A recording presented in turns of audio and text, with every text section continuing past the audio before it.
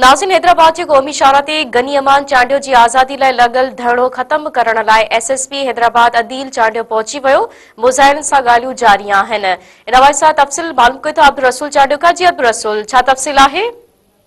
बिल्कुल असां पंहिंजे नाज़रीन सां ये ब्रेकिंग न्यूज़ शेयर कंदा था हलूं त गुज़िरियल 12 कलाकनि खां वधीक जेको गनी अमान चांडियो जी आज़ादी लाइ हैदराबाद जी क़ौमी शाहरा ते लॻल धरणो हुयो उहो हिन वक़्तु संदसि जे वारसनि जे ऐलान खां पोइ धरणो ख़त्म कयो वियो आहे। जॾहिं त मां तव्हांखे ॿुधाईंदो हलां त गनी अमान चांडियो जी आज़ादी लाइ क़ौमी शाहरा वाधवा बाईपास धरणे वारे हंधि एसएसपी हैदराबाद अदिल चांडियो पहुची सरापा एहतजाज बनल जेके गनी अमान चांडियो जा वारिस क़ौम परस्त सिविल सोसाइटी जा अॻुवान जेके वकील अॻुवान उन्हनि सां ॻाल्हियूं कयूं।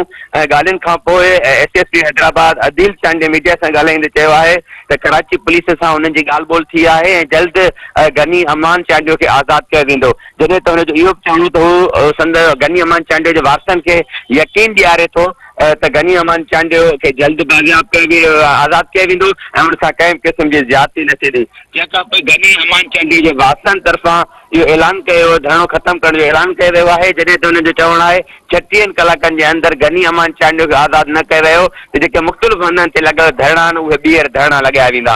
हिन वक़्तु जेको क़ौमी शाहरा बिलाक हुयो जामशोरो सिंधला जी वटि जेको धरणो लॻल हो हिन वक़्तु क़ौमी शाहरा हैदराबाद वटि लॻल जेको धरणो आहे उहो ख़त्म कयो वियो आहे ऐं जॾहिं त वारसनि जे ऐलान खां पोइ जामशोरो समेत सिंध जे मुख़्तलिफ़ इलाइक़नि में जेके धरणा लॻल आहिनि उन्हनि खे बि जल्द ख़त्म कयो थो वञे। जी वॾी महिरबानी अब्दुल रसूल तफ़सील ॾियण जे लाइ।